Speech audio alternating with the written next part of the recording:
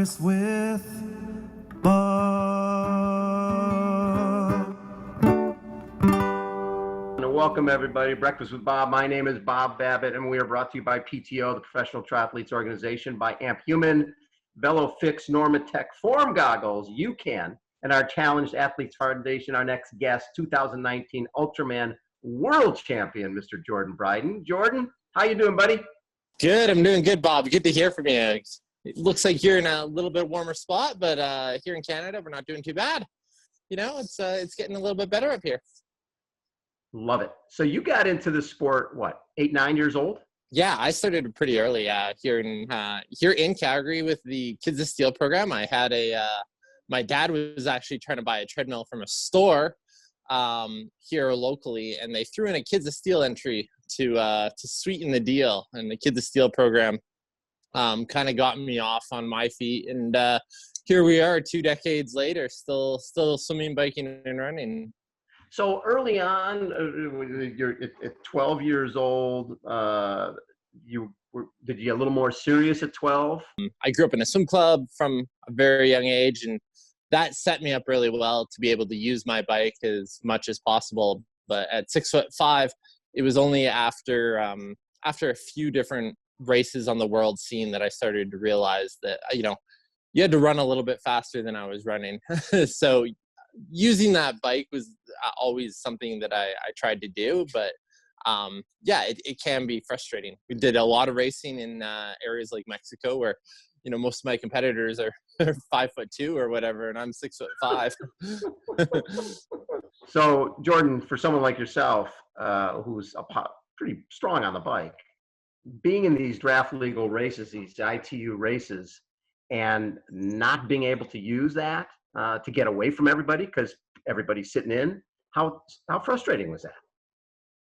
Yeah, it could be a bit frustrating for sure. I grew up in a swim club, and I was very much a swimmer to start. So I really found myself at the front of the race all the way through junior and U23 racing. But it did get very frustrating to try to use that bike, but always kind of be chased down. There's a lot of moves, a lot of counter moves in those bike packs that, you know, you don't necessarily see when you're spectating. Just how frustrating it might be, but I did develop my run and got to a point eventually where it was strong at 6'5". You know, it was a little bit harder for me to get moving right at a transition, but eventually would warm up and get my legs rolling. So finding the right format for you, because you won junior Xterra junior title, you're on the podium for Olympic and long distance. When did you realize that you wanted to go longer, that maybe the longer distance was better suited for you? Yeah, I won junior nationals and I won U23 nationals here in Canada, and I actually worked very closely with the American team on a lot of different races to strategically try to work together, and had very great you know, counterparts with Steve Duplinski and Ethan Brown. Jared Shoemaker and I trained together quite a bit, and that was a huge positive to, you know, try to find my legs by working with runners of that caliber. Eventually, after the 2012 Olympic season had come into play, I went to a race in Mooloolaba, which was one of the first kind of Olympic qualifying type events. And I crashed out, and it really got to me mentally. Ended up just really having a tough time pursuing that distance and realizing that, you know, you had to run right under that 30-minute mark. I was about 31:30 at the time, but, you know, 90 seconds, when you look 90 seconds down the road, there's a lot of real estate. There's a lot of real estate in between there. So that's when I started to pursue the longer distance a lot more. So at that point, I just signed up for my first Ironman. So, but 2016. Sorry, I'll keep going. Yeah. Yeah, 2016. Didn't you train with Nicola Spirig? And what did you gain from that? Yeah, so I kind of eased into Ironman for the first couple of years there, but decided I wanted to take it more seriously and looked up Brett Sutton, Robbie Haywood, and the Tri-Studio team, and went to my first camp for a couple of weeks. Had a really good repertoire with them. Really enjoyed the team, and then was invited back the following year for 2016 to work with Daniela and Nicola to get ready for the Olympics. More specifically, getting Nicola ready for that, that big push from Gwen Jorgensen. That was the real purpose of being in St. Moritz for a long period of time. So in 2017, you win Ultraman Canada in Penticton. And what led you to go? I mean, it's one thing to do an Ironman. It's another thing to say, oh, I'm going to do a 3-day triathlon that starts with a 10K swim and a 90-mile bike on day one, a 171-mile bike on day two, and then a double marathon on day three. What led to making a decision? Oh, I was doing Olympic, and I'm going to do an Ironman. No, I might as well do an Ultraman. Yeah, I was overly ambitious at the end of the day, I think, because that month I had done the ultra in Penticton, and I figured, well, of course I can do this, because 2 weeks from now I have off-road world championships here in Penticton, and then 6 days after that, long course world championships. So it just seemed maybe that I'd bitten off a little bit more than I could chew at that point, because my legs were still pretty dang tired by the time I got into that first off-road worlds. The purpose was, to just really explore my boundaries, though, at the core of it all. I really wanted to just kind of see how far I could go. And there's this huge ultra running community that's growing in Canmore and Banff and Calgary here. And just watching the distances that some of those guys do day in, day out really intrigued me by Ultraman and doing a double marathon. So you come over this last to Ultraman World Championship, and by that point you're training with Julie Dibbins. And yes. What did Julie bring to the table for you? Oh, just so much. In 2018, I started to feel a little bit burnt out. I didn't really have a clear understanding as to what the best part of the sport was for me, and like where I really fit in. After I'd left the Sutton's Tri Squad, I felt a little bit lost, for sure, because there's something to being in this this very dedicated focus setting in the mountains, and then to come home and to try to replicate that by yourself is a daunting task, right? It's just, you'll never kind of have that experience. So I began trying to just see where my internal motivations were throughout that 2018 season. And then I just did a lot of research for months on months and came up with Julie Dibbins as literally the only coach on my list. She, has always had the same strengths as an athlete that I do. She has really, exemplified the ability to be a performance coach, to ask for other coaches for help, to work with other athletes. But it's just the most caring person you'll ever find at the end of the day. I think that the triathlon community probably recognizes that in the way that she worked with Tim Don after Tim Don's accident. Last year, like T.O.'s injury going into Kona, we're 4 weeks out from camp and T.O. hasn't run a step, but Julie just has that ability to keep an athlete motivated and ready to go. And then of course he ends up on the podium in Kona just like that, right? So what she does for her athletes it's just very special in the way that she can inspire confidence, but not under false pretenses. She really gets authenticity out of athletes in whatever capacity they are prepared for. And so that was the turning point. Absolutely. And then you win Ultraman this last year, you won Ultraman Canada, and then you come back and win Ultraman World Championship. And it's when you go to Ultraman World Championship, which has so much history, right? It's been around since the early 80s, and so many of the legends have raced and won there. What did you race Kona? So you knew the course, right? So, Yeah. I mean, you knew part of it. But you're also 6'5", and heat is going to be an issue. How did you prepare specifically for that race to handle the heat? Yeah, we weren't going to do it in 2019, actually, with the purpose of qualifying in Canada again and moving forward was to use it in 2020. But during the Kona camp that we had in Kansas, Lawrence, Kansas, as a team, my workouts just got better and better. And Julie was stacking 6-7 hour days, and I was actually getting faster every day at the end of 2.5 weeks. And I was getting stronger every day, and it was really just kind of catching me off guard that we said, well, if that last spot into Worlds is an option, let's go for it. So that heat training that we did do there was within a timeline that it was still going to be applicable. I did go to Kona early to try to acclimatize as much as possible. But yeah, the big deterrent and the big question for me was more a matter of my race weight in some ways, because I had not cut weight in a 1.5 years of racing, and I wasn't going to cut any weight for Ultraman. There's just too many factors going on. I was coming off a really, really bad concussion at the beginning of the year that we were still trying to move forward from.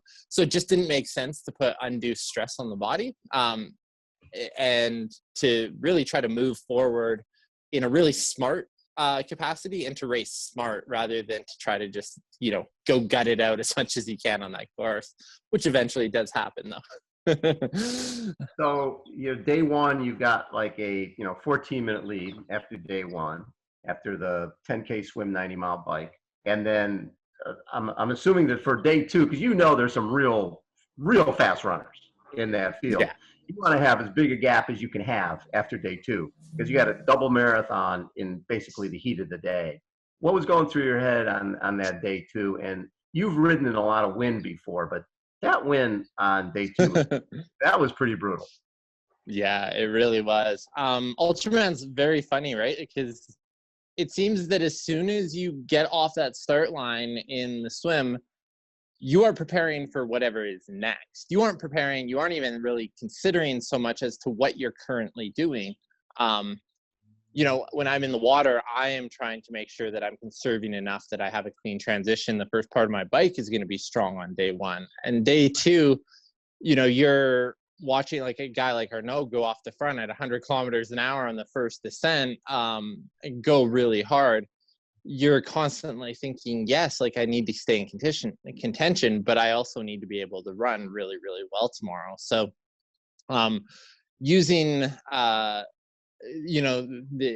lessons that I've learned as an Ironman athlete, I think I was able to kind of stay within my own head as much as possible, but still make some moves and play off the other athletes, especially day two, working with Mark, seeing how fast he was riding and just trying to set little goals for myself. Excuse me. Was the key factor in trying to put together a really good race, and looking just ahead rather than worrying about the whole race as a whole. I think that watching Rob and the way that Rob has run before, and knowing what Mark was capable of, really meant that I had to be careful. But I also came off a camp doing a lot of runs with like Justin Metzler, who's this like really amazing young kid at Boulder, just like laying down some very, very impressive 70.3 times, and fourth at an Ironman, and doing those workouts with him and alongside Matt Hansen and T.O., I was more confident in my run than I've ever been. And I kind of kept it very quiet. I'd done Ultramans before where I'd really struggled on the run, and I knew that this was going to be a different game, and I was going in much better prepared than I ever had been. So on day three, when you get to a certain point, you're going to win this race. And the thing about Ultraman that's so special is the crew aspect, right? You have this family around you that's been with you every inch of the way for 3 days, which makes that even more important than just racing on your own. How special is the crew aspect of it, and coming down that last stretch knowing you're going to win the Ultraman World Championship when you didn't even think you were going to be racing it that year? What was going through your head? Yeah, no, it was very process orientated up until that around that 65K mark. You know, I wasn't thinking about the finish line, just thinking about running. And that sounds, you know, the idea was I just want to keep running because everyone seems to walk at some point, and I've walked at the last 2 Ultramans that I've done at the distance. And I wasn't waiting for that to happen, but I was really just anticipating all the little moves within your body, the little stretches, the little things that you can do to keep from being in that position where you're going to start walking. So when I got to that 60K mark, I was like, you know what? I'm not going to walk. Like, there's zero walking. I'm going to actually try to build my pace going into this last half marathon and see what happens. So that, you know, it didn't even cross my mind until you're literally like the last 2K from the airport, where you're like, oh wow, like this is gonna happen. And it just kind of goes to show that I think that the guys that are participating in these Ultraman races are not necessarily doing it for the same reasons that you go to a traditional race to try to be, say, first across the finish line. Like, it's a very personal, intrinsic motivation to just push yourself to a level you've never pushed yourself before. And it's super addicting from that perspective, right? Because you just want to see where your limits are. So yeah, to come across that line was something very, very special to me, obviously, especially with the crew support that I did have, because it simply wouldn't have happened without the people that came together. Brad Sawa, who is like the Ultraman Canada race director, was there. My girlfriend, Devin, and then a friend of mine who lives on the island, Dave Dewan. Like, they were just like a flawless machine about keeping things rolling from the crew perspective. And I had a whole new appreciation, of course, for that crew perspective again when I went and crewed for Didi in Ultraman Florida a couple of months ago. Yeah, that's cool. Yeah. So, did it change things for you when somebody wins the Ironman World Championship, all of a sudden sponsors are coming out of the woodwork, you've got everybody, you win Ultraman Worlds, and I think a lot of people don't realize there's no prize money, right? It's you Yeah. get a t-shirt, you get a medal, and you're part of this great Ohana family. How did things change for you after winning Ultraman World Championship, or did they? Yeah, they did actually. The first thing that changed was actually just like my complete outlook on what sport means to me, where I can be powerful in sport, how long I want to like keep moving in this aspect. And that was like, you know, a very personal journey. But apart from that, you know, I did get the opportunity to work with some new partners this year, some new sponsorships based on really more the idea of pursuing sport as an adventure and like seeing what I can get out of it and help others get out of it as well. So very fortunate to be able to start working with a couple new companies, but also to then, you know, still have the support of companies that have been with me for a couple of years now. Like, you know, Blue 70 just has been flawless in the way that they've always had my back, whether I was off for the year and not racing, or in this case, you know, winning world championships. So I really obviously appreciate that. Moving forward, it really changed my perspective on where I wanted to go. And yeah, like I really found some confidence and understanding with myself that, yeah, I want to go to Kona and race Ironman, and I want to make it into the pro field at Kona. I want to win another world championship in Ultraman. And like, so those goals kind of got bigger and broader, and the self-confidence really came around in a new positive light as well. I love it. So you have an event coming up on June 6th called Solitary Confinement. Talk a little bit about what solitary confinement is. A 24-hour ride, 12-hour ride. Obviously, you're taking your ultra genes and going to another level. Yeah. So the idea was actually inspired by a project that some friends of mine here from Calgary put on a few weeks ago, and they are really great ultra guys. Dave Proctor runs 100 kilometers a day every day this week. Like they're the next level. But the premise was based off of Big's Backyard Ultra, which is a very different type of running event where every hour on the hour, you start about a 6.5K loop. It's a trail loop. Mm-hmm. A lot of times it's in the mud, and everyone starts together, but you finish your loop and you start the loop again on the top of the hour. And that continues on until there is only losers and one winner.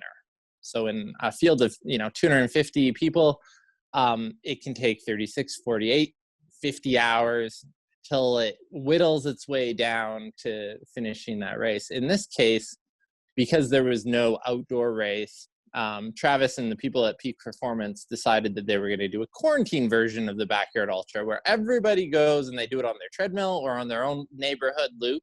Yep. And the winner ended up going 67 loops. So 67 hours of consistently getting ready to go and run. And I saw how that brought the running community together in a way I haven't seen in a long time, where it was really about the sport and it wasn't necessarily about who was winning, sponsors, anything like that. It was just about how far can you go and what can you do for you to find your own sense of accomplishment. So I've decided to kind of use that model loosely and hold a Zwift event using the online cycling platform to every hour finish a 20K loop on Zwift. Riders who are too fast can get that 20K done, still have to finish 40 minutes of riding every hour. Yeah. They then get, as much break as you can get before the top of the hour when you start again. And we're going to do that for some people 12-hour challenge, other people the 24-hour challenge. And we'll see there's an eliminator that goes along with that after the fact. So after 24 hours, everyone that is still riding, once you're on your bike, you stay on your bike until you get off. So we're going to see what happens after people have ridden 24 hours straight, and then see who the last man standing is after that point. And so you've got there's only one yellow jersey, right? That's right. The girls are really bringing it to the guys in the past year and a half in these ultra distance races. Courtney DeWalters can take out just about any guy there is on two legs. There's a lot of these women that are just destroying the men. So it'll be really interesting to see if that happens in a cycling aspect, because to my knowledge, no event like this has ever taken place before. To be able to, have the first go at it is going to be really exciting. We're going to connect people. I've got some special guests that are going to show up on the live stream. It's going to be really cool, especially if you're finishing, let's just say, if you're in that 12-hour, that last hour, it could be something really special for you that you'll remember in this case. So wait, there's 12 green jerseys, 6 men, 6 women. And how do you get a green jersey? Yeah, so I'm putting some green jerseys in there to mix it up a little bit. There's a segment that's about 7.5 kilometers long, and on different hours throughout the first 12 hours. So 1, 2, 4, 6, 8, and 10. The fastest person to really lay down some serious watts will also get a green jersey. And just to be clear, these aren't virtual jerseys. Every participant is actually getting a jersey shipped to them, their finisher jersey, but also, you're getting your real yellow jersey, your real green jersey in the mail a few weeks later. So people just go to stayrelentless.com to become part of this physical abuse. Yeah, absolutely. It's going to be fun. I've talked to a few different people. We do have not to spoil it, but Tara Norton is doing the 12-hour. She's the Ultraman world champion for the women right now.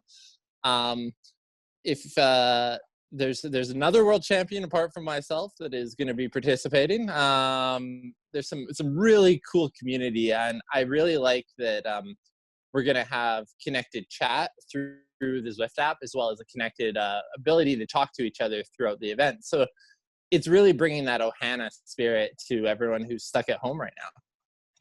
Stay home, stay relentless.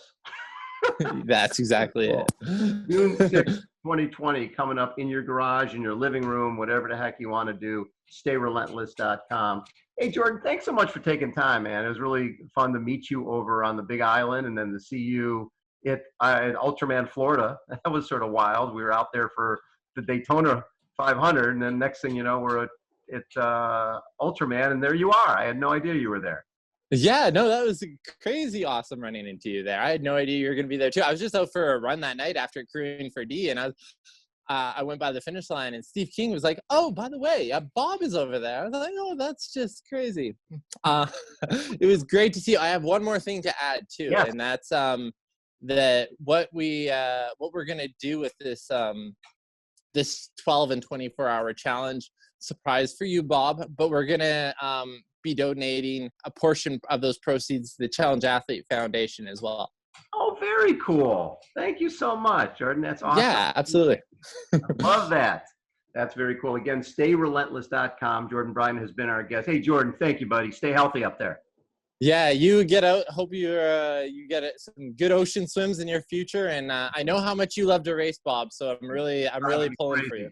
Driving me crazy. I got to get out there and race. We got to figure out what the new world is going to look like and figure out how to race again. Because you like to race as much as I do. Oh, absolutely, yeah. Again, we're brought to you. Oh, and actually, the PTO. So I mentioned the PTO. You're part of the PTO, right? Yeah, I love the PTO. Geez, man, those guys are they're really bringing it to town for supporting the pros. You know, I've been a pro since I was 17 years old. I technically have held a pro license in some capacity as a Canadian, and the federation support that I like. There's literally nothing has kind of gotten to that point of communication where someone is a figurehead that is actually communicating with pros and helping make decisions and making positive impacts. You know, we got that Daytona race coming up at the end of the year. So I have nothing but good to say for the people that are really taking steps to make sure that the sport is supported now and in years to come.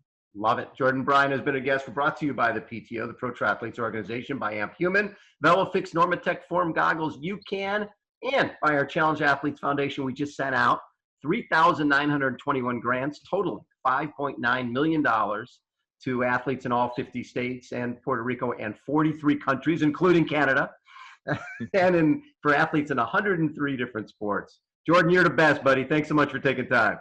All right. So great to talk to you, Bob. Take care. All right, everybody. Thanks again for tuning in. Breakfast with Bob, at home edition. We'll be doing more.